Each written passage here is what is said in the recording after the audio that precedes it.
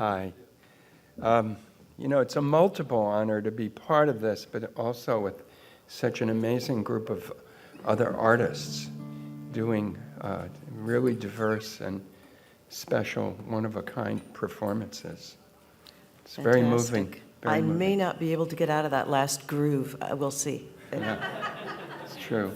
So back in the 70s, when I was converting from being a violin kid to a fiddler, I was searching out music that, the roots of the fiddle music that I was hearing in bluegrass and old-time records, and discovered the Library of Congress collection.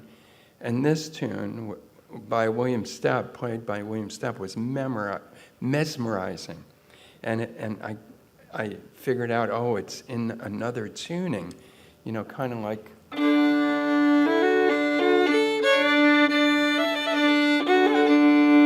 a little bagpipey sounding. So the fiddle's tuned D, D, A, D, 3D, three-dimensional tuning. Get out your glasses. And it just total fun to play with that.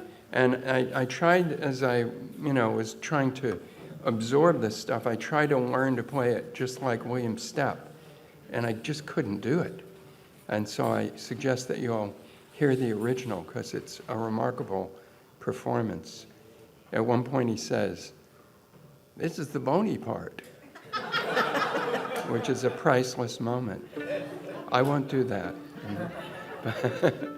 So after, making it kind of my own, because I couldn't mimic the original, and loving this tuning, I started putting it together with a Texas tune from Benny Thomasson called Midnight on the Water, which is a waltz. So we're going to put those two together as we usually do. And Molly toured with Benny and knew him, so it's great that we're able to do that tune. And Benny, when he was a young learning fiddler and playing fiddler, knew Eck Robertson, or at least heard him live many a time where he grew up. So here we go. Bonaparte's Retreat, but Midnight on the Water leading into it.